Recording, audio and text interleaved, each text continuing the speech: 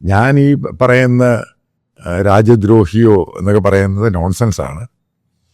ഞാൻ ബേസിക്കലി രാജ്യസ്നേഹമുള്ളതിൻ്റെ പേരിൽ തന്നെയാണ് ചില സന്ദർഭങ്ങളിൽ പ്രധാനമന്ത്രിയെ കുറ്റം പറയും, ഇന്ത്യൻ മുഖ്യമന്ത്രിമാരെ പറ്റി, ഇന്ത്യൻ സിസ്റ്റത്തെ പറ്റി പറയും.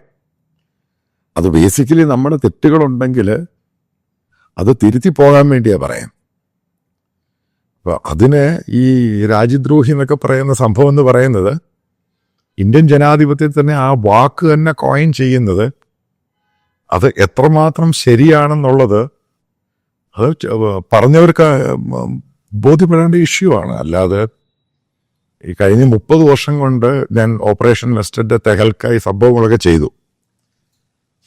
ആ സമയത്തൊക്കെ ഇന്ത്യൻ ഡിഫൻസിനെതിരെയും സംഭവങ്ങളപ്പം അവിടെ ഡിഫൻസിന്റെ കോർട്ട് മാർഷലിലൊക്കെ പോയിട്ട് അന്ന് വരെ പറയാത്തൊരു സംഭവം ഇങ്ങനൊരു രീതിയിൽ കേരളത്തിലെ സോഷ്യൽ മീഡിയയിലും അതേപോലെ യൂട്യൂബ് പ്ലാറ്റ്ഫോമിലും അങ്ങനെ പല ആൾക്കാരും പറയുമ്പോഴേ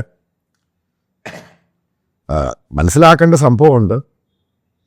നേരത്തെയും എനിക്കെതിരെ ഇതേപോലെ പല കാര്യങ്ങളും വന്നിട്ടുണ്ട്. പക്ഷെ പിന്നീട് അതൊക്കെ പ്രൂവ് ചെയ്ത് സമയം അത് പ്രൂവ് ചെയ്ത് തെളിയിച്ചിട്ടുണ്ട്. ഞാൻ ഈ പറഞ്ഞതൊക്കെ ശരിയാണ്. പക്ഷേ ഈ കാര്യത്തിൽ എനിക്ക് പറയാനുള്ളത്, അതായത് ഇന്ത്യക്ക് ഒരു കാരണവശാലും നാശം ഉണ്ടായി, എയർഫോഴ്സിന് എന്തെങ്കിലും സംഭവിച്ചു എന്ന് അത് ഉണ്ടാകാതിരിക്കട്ടെ എന്നുള്ളതാണ് എൻ്റെ ഏറ്റവും വലിയ വിശ്വാസം, എൻ്റെ പ്രാർത്ഥന. കാരണം അത് സഹിക്കാൻ പറ്റുന്നതിൽ കൂടുതലാണ്.